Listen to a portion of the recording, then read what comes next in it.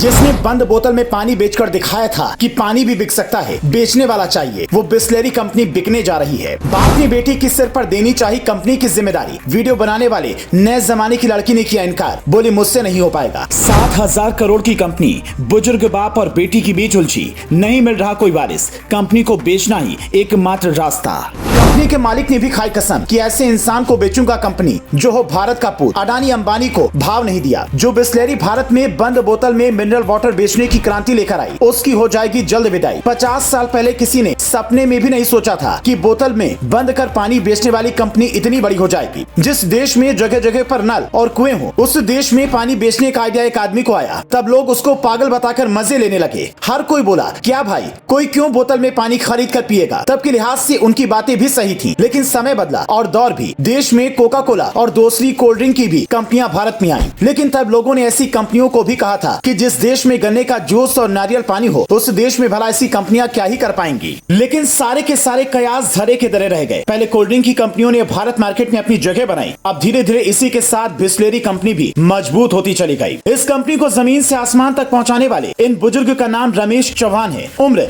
82 साल हो गई है। अब कंपनी की जिम्मेदारियां इनसे संभाली नहीं जा रही हैं। ये कंपनी के मालिक हैं। इनको लगा था कि इनकी बेटी कंपनी को आगे बढ़ाए और कंपनी बच जाए, लेकिन नए जमाने की इस लड़की ने कंपनी को संभालने में बिल्कुल भी दिलचस्पी नहीं दिखाई, जिसका नतीजा है कि अब इसके बिकने का समय आ गया है। हालांकि उनकी बेटी जयंती इस कंपनी में उपाध्यक्ष है, लेकिन उन्होंने कारोबार संभालने से इनकार कर दिया। मतलब रमेश चौहान ने जिस कंपनी को जमीन से उठाकर आसमान तक पहुंचाया, हजारों करोड़ों की कंपनी बनाया, उसी कंपनी को उनकी बेटी ने ठुकराने का बड़ा फैसला ले लिया। लेकिन बुजुर्ग हो चुके रमेश बेटी पर कोई दबाव नहीं डालना चाहते हैं। वो ये भी नहीं चाहते कि किसी भी तरह से ये कंपनी किसी ऐसे हाथ में जाए जो देश के हित में ना हो। अमेरिका से लेकर ब्रिटेन की कई कंपनियों ने बिस्लेरी को खरीदने का ऑफर दिया, लेकिन सबके हाथ निराशा लगी। रमेश सच्चे देशभक्त हैं। देश के लिए अब तक काम किया है, इसीलिए वो चाहते हैं कि भारत की कंपनी जो कभी विदेशी हुआ करती थी, वापस विदेश न जाए। इस कंपनी ने कैसे अर्श से फर्श तक का सफर तय किया, वो भी आपके लिए जानना बेहद जरूरी है। बता दें कि बिस्लेरी की स्थापना इटली के साइनर फेलिस बिस्लेरी ने की थी। 1960 का दौर था और भारत में बंटवारे के बाद गरीबी अपने चरम पर थी।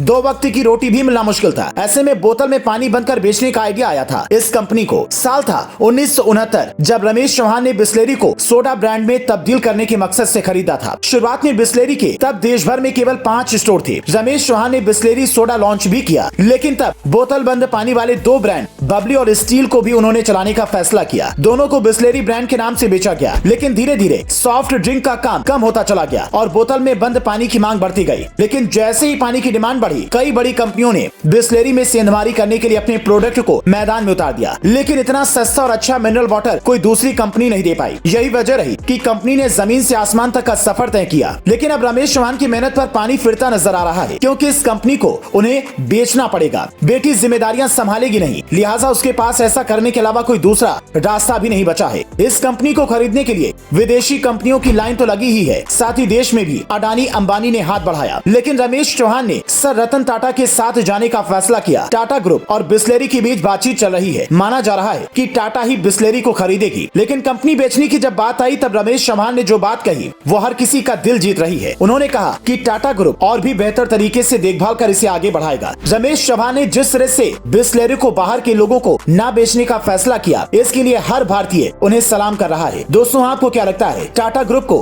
कंपनी बेचने का फैसला सही है या गलत? कमेंट बॉक्स में जरूर बताएं। दोस्तों, वीडियो पसंद आया तो कृपया ज्यादा से ज्यादा शेयर भी करें।